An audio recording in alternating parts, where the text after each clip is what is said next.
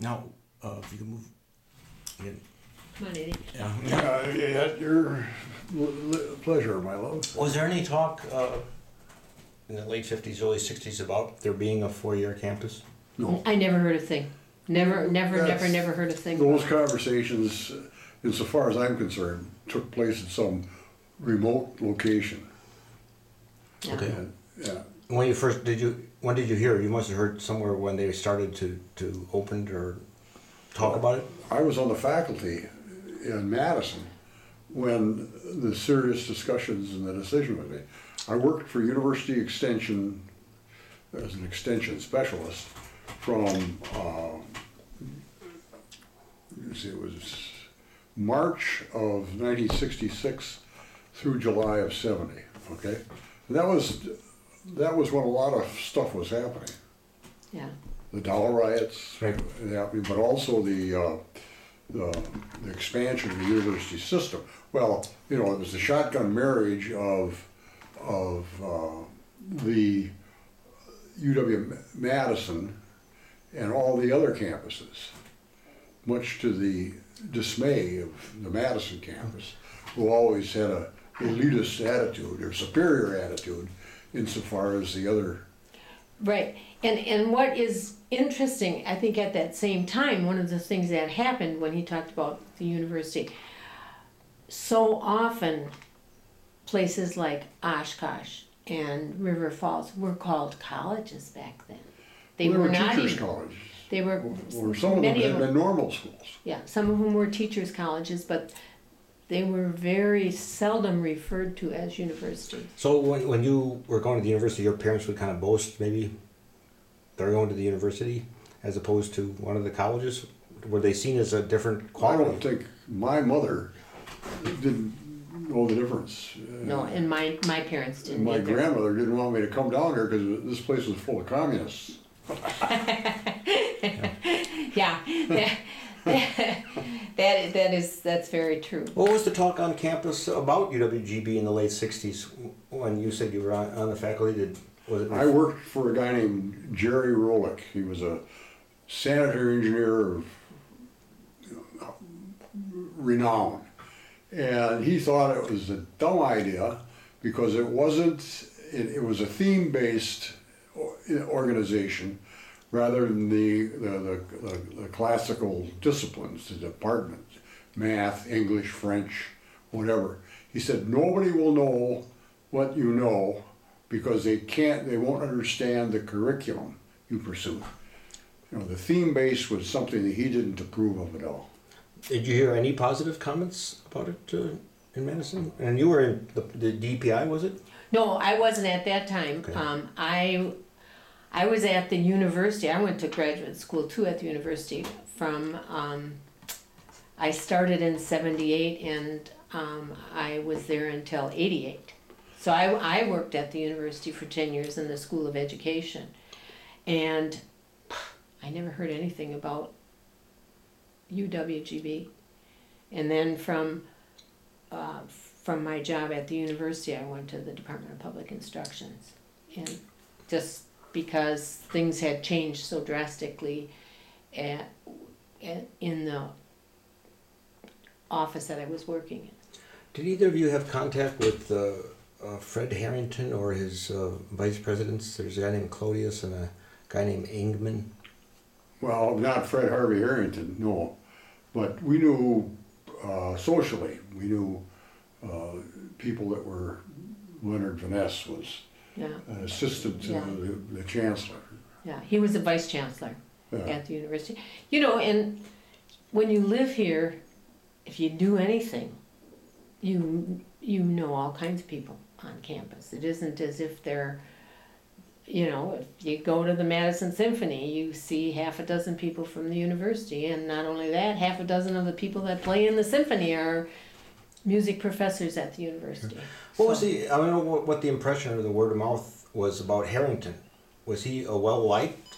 Was he... Well, to the extent we discussed him, I don't think he was very well liked. He was a bureaucrat. I didn't really. Yeah, I never heard any. Probably I was in the School of Education, and I was pretty close to, I had an assistantship that I worked for one of the associate deans. So I was much closer to the deans in the schools in the school of ed that I worked in, rather than even think about the chancellors or the vice chancellors or anything like that. So, when you got 40,000 kids here, you don't think about who's steering the ship. As a part of the reorganization, this whole concept of chancellor and vice, that all came into being in that period. Mm-hmm. Before then, it was, I don't know what the, I think they called them presidents at one time. yeah. Yeah. It was a different You were the nomenclature. president of the university. You weren't the chancellor. So, yeah. This system here is now modeled after the California system of universities, I didn't know that to either. the extent it survives. But When did that happen? that was a part of that whole process in the late 60s, early 70s. Yeah. And it was, again, I was privy to a lot of those discussions because the guy I worked for, Rolick, was a Wheelio. He had a lot of clout on the Madison campus. Yeah. So, Did you ever hear, was Ed Widener mentioned at all? Was he even known that he was? we knew who he was when he came on board, but that was it. I mean, I don't know where he came from. Okay. Let's talk about the merger of the state colleges or state universities and UW. What transpired there as far as your understanding of the story? Why did it happen, and did someone win, someone lose? Was it There was always a tension between the teacher colleges, and which were training teachers, or involved in a less than a PhD educational process, and the Madison and to some extent the Milwaukee campus, because they were, especially Madison, was the research advanced degree elite campus in the state. Yeah.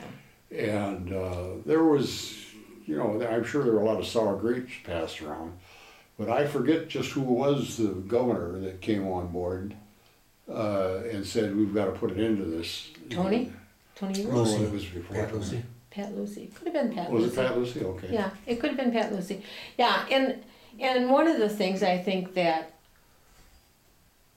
changed dramatically was that, and I'm just going to use the example of Oshkosh, which was basically a teacher training institution. And I think what happened to a lot of those places, they were broadening what they were doing. They weren't just training teachers, they were training people to be nurses or training people to be engineers or, the whole thing.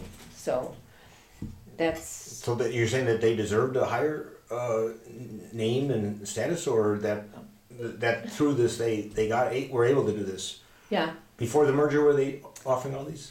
I think the merger probably happened because they were expanding what they were teaching. I really do, I think that was just a given. Oh, personalities mentioned. One guy you mentioned is a guy named Angus Rothwell. Who? Angus Rothwell. R-O-T-H-W-E. I don't know the name. I don't know that. We mentioned it? No.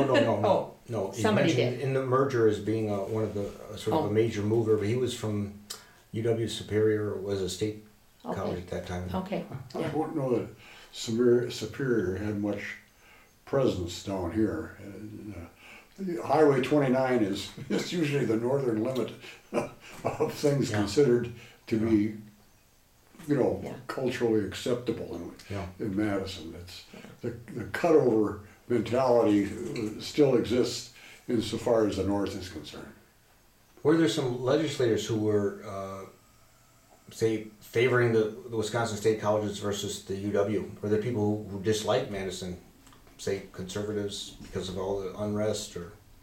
I'm sure I can't remember anyone specifically, remember. but I'm sure just like today, there are people that say, oh, this is the worst place to go, or blah, blah, blah, blah, blah, blah, blah. And I was, I think I was Been too told, long ago for me. yeah, but I think I was told the same thing that Ed was told when I mentioned to people that I was going down to Madison, because it was all those communists down there and all, you know, that type of thing.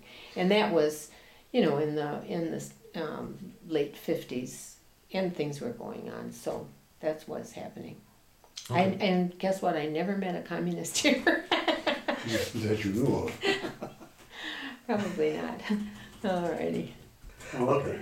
Okay, well, that's it. Thank you. I mean, I don't want to take it, I could talk for hours, but I think Yeah. I've got this essence of what I, Yeah, well, Yeah, I okay. can't think of any other major talking points that we should go over myself. Yeah, If we yeah, have some, we'll talk, we both Yeah. like to talk a lot. okay, good. Yeah. Thank you. What if you have any questions, you got our phone. Okay, okay. Thank you very, very much. You're welcome. Thank you for coming again. Yeah, sure. Don't lose this one. Okay. One of the things is I got the card. I'll take the card out. don't forget. I'll mail it. Don't No. lose it though. Yeah. Okay.